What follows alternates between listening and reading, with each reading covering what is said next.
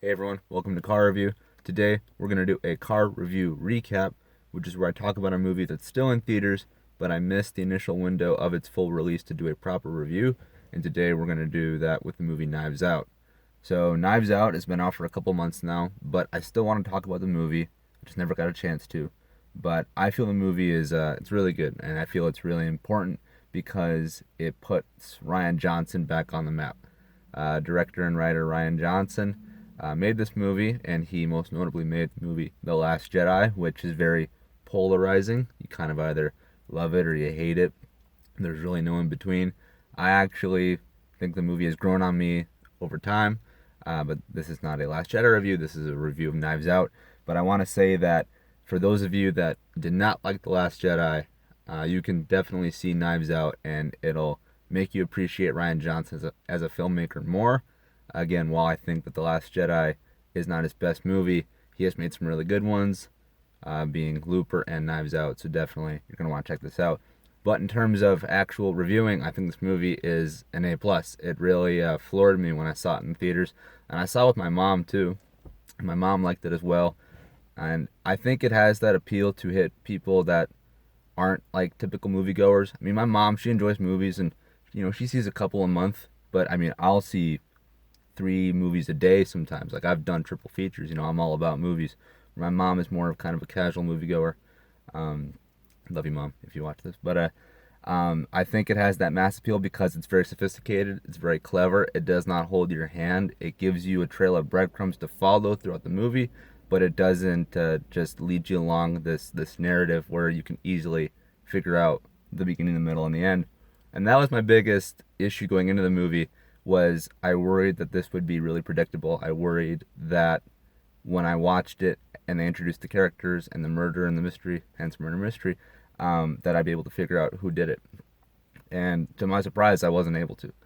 This movie totally subverts your expectations, which again is I know is kind of a defense of the Last Jedi, but I mean it that it's a great mechanism for this movie. It just so happens Rian Johnson's kind of known for that, but he plays into his hand very well. He knows how to make good movies. This is written really well. This is directed really well. It's funny. It's tenseful. It's serious. It's somber. It can also be really reflective. I really enjoyed it. It had enough there to satisfy me from the minute I walked in to the minute I walked out. And the cast is phenomenal. I'm gonna forget some names, but you got people like Ana de Armas, who is in Blade Runner 2049. That's a plug there. You got Chris Evans, Captain America, uh, Michael Shannon, who was Zod in Man of Steel.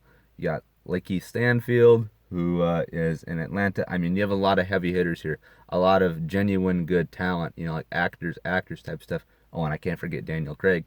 He's kind of the main dude, and he plays James Bond. In that franchise. In this one, he plays a really quirky and cool detective with a nice accent. And even though I said Daniel Craig is kind of the main actor, he is kind of the lead in a way, every person I mentioned, and even the people I forgot to mention, they all get their moment to shine.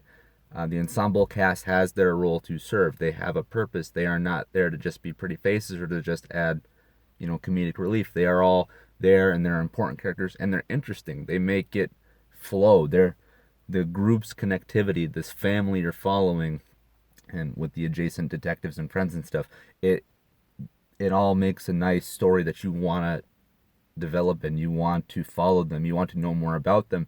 And it's really amazing that Rian Johnson could take 10 plus main characters with a few supporting characters in there and make them all interesting.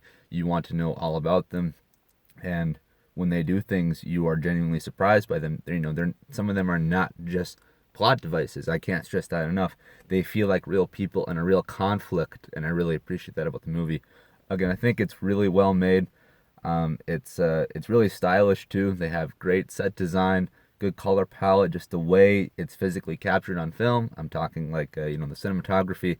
It it looks amazing, and it really was just a treat for your mind as much as it is for your eyes, I guess, in a weird sense. I think I've said that before about a previous movie, but I mean that you feel smarter and intelligent after watching this movie, and I think that's awesome. I think that a movie that could have easily gone off the rails and become really goofy or just boring or uninteresting. I think the fact that it kept me roped in for as long as it did was really something. And yeah, and it's still in theaters. It's got nominated for a few Oscars, and it should. I mean, it's one of my favorite of the year, and hopefully before it leaves theaters, I can see it again because it is that good. And again, while I say that every actor has their moments to shine, I will say Chris Evans totally stole the show for me. Excuse me. He really shined in this, and he does a lot of great work as a snarky asshole. Pardon my language, but that's how he is. Goes from Captain America into this just jerk, and it was a lot of fun. I really appreciate it. So that is my uh, review of Knives Out. Hope you appreciate it. Again, this one is it's pretty late, but for car review recap videos going forward, again, they're all going to be for movies that are still in theaters.